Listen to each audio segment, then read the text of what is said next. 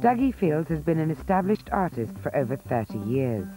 His distinctive painting style has brought him international recognition, and his canvases have been exhibited in Britain, Europe, Australia, the USA and Japan.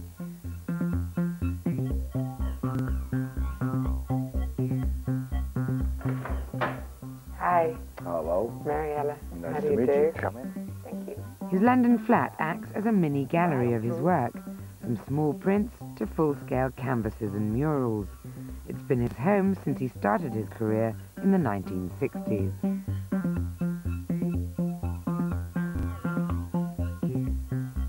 It was an interesting time creatively altogether. I shared a flat when I was a student with people who had a band. That was the Pink Floyd. And I actually moved into this flat with Syd Barrett just after he'd left the Pink Floyd. You could say I had a psychedelic 60s and late 60s, early 70s. I mean, visitors to the flat would include sort of Mark Bolan and Mickey Finn of T-Rex and people like that. He has since built up a reputation as one of the world's leading post-pop artists. But recently, he's turned to computers and the internet to help create and display his work. When I got the computer, which is about 5-6 years ago now, I'd never even turned one on first. And I'd been getting other people to do work for me on their computers. I've done collage for years, for instance. So suddenly to do that on computer, you scan the picture, you keep your original, and then you have all the possibilities of instantly changing the scale, which you don't with a collage. So I was getting someone else to do them for me. And I thought, this is frustrating. I'm sitting there saying, can you do this? Can you do this? I should learn. DUGGIE turned some photos of his own work into digital images on his computer and began to experiment. But he quickly became dissatisfied with the results. As soon as I put my old paintings on the screen from photographs, they didn't look good enough. And if you look at my pictures, I have very flat color. And that's very much something I like to have. In the process of starting to alter them, I realized that the only way to really make them was to actually remake them digitally.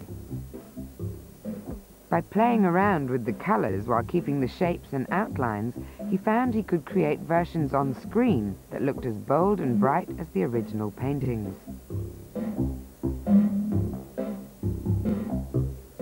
But his use of these new skills didn't stop there. I started letting the way I could draw on the computer affect the way I could draw in general. And I start now doing all the studies for paintings on the computer. And then I do a print, and then I do the painting from the computer studies. DUGGIE was using his computer to replace and speed up experimental studies previously done on paper or on canvas. Now he saw the opportunity to create purely digital works, only intended to exist on screen or as prints. He also discovered computer animation and brought his art to life.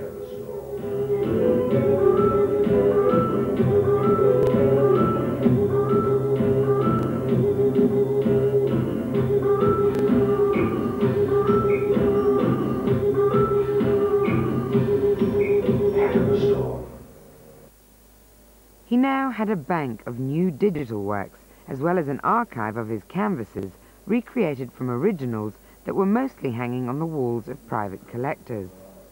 To put it all in the public domain, he decided to create a virtual gallery on the web.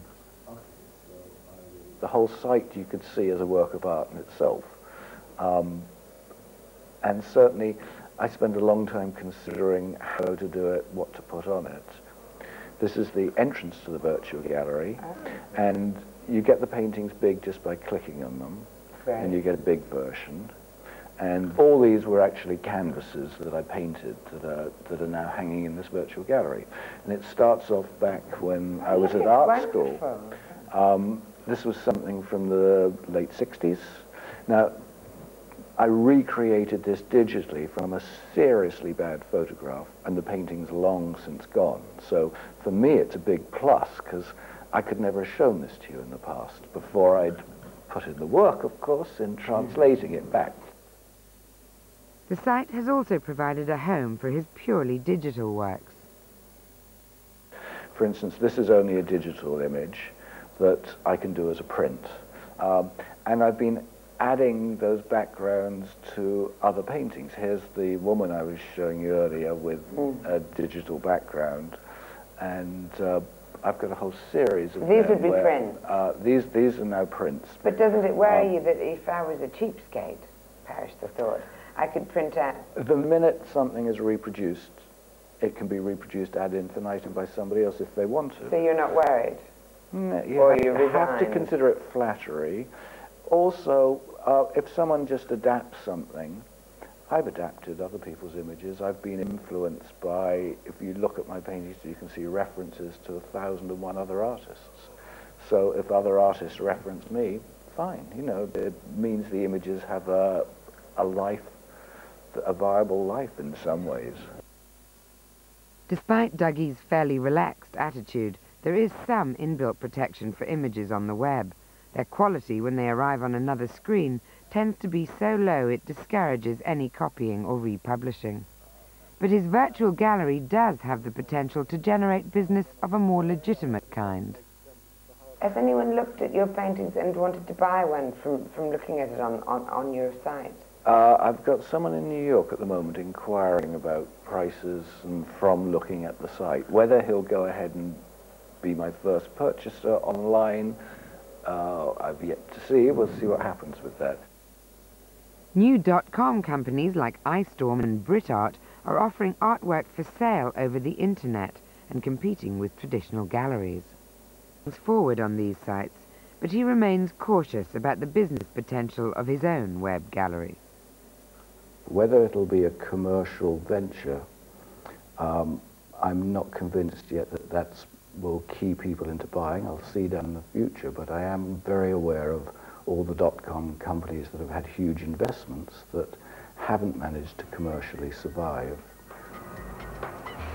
To see if DUGGIE's site can survive a bit of public scrutiny, I checked into a cyber cafe to canvass the opinions of the man and the woman on the net.